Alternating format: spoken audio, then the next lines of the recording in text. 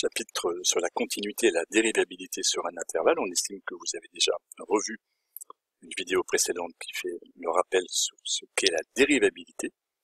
Nous allons voir là l'intérêt de la dérivée pour déterminer le sens de variation et les extrémums d'une fonction. On va commencer par une propriété fondamentale qui est tout l'intérêt d'avoir travaillé sur les dérivées.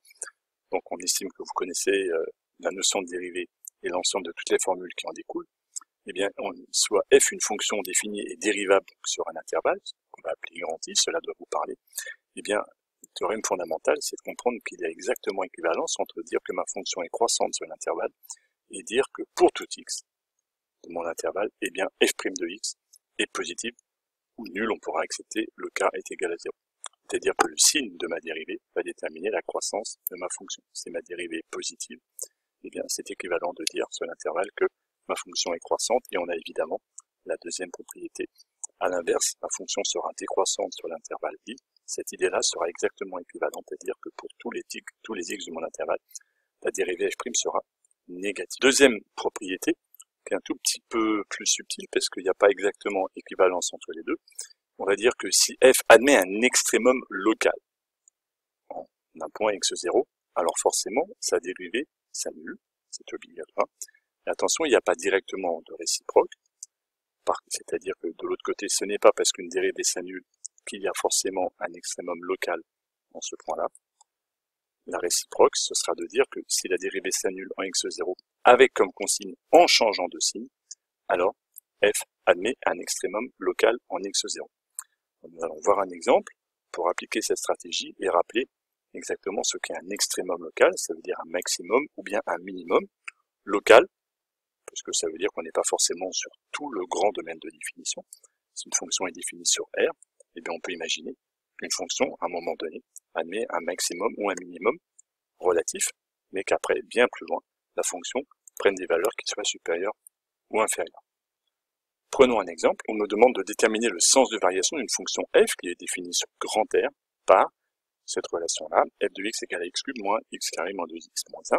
Et on me demande si la fonction admet un maximum local, et si oui, le précise. Donc, le sens de variation de f, c'est la première question. Pour déterminer la variation d'une fonction, on est amené à calculer sa dérivée. Alors, la dérivée de f, qu'on va appeler f' de x, se calcule automatiquement, c'est la dérivée d'un polynôme, donc la fonction est bien dérivable.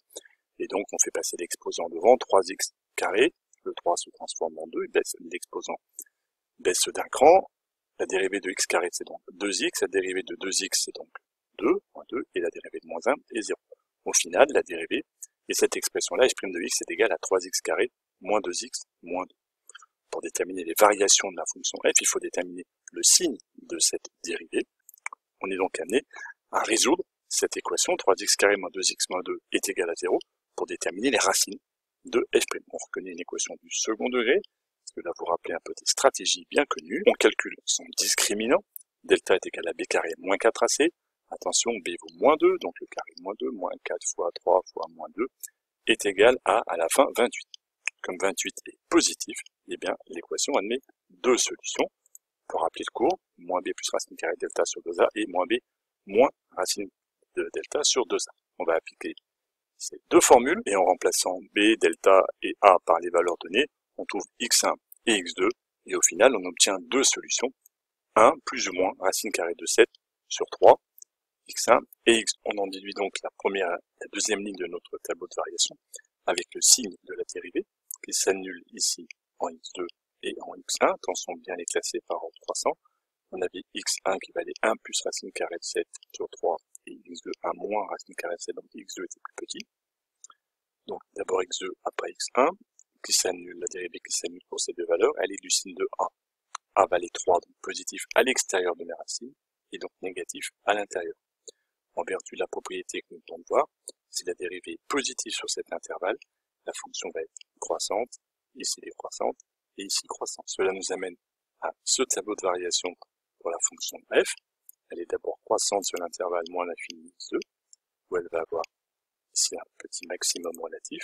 Elle est décroissante ensuite, sur l'intervalle x2, x1, où elle a un petit minimum relatif ici, f de x1, puis elle est croissante. Pourquoi est-ce qu'on peut parler de maximum relatif ici?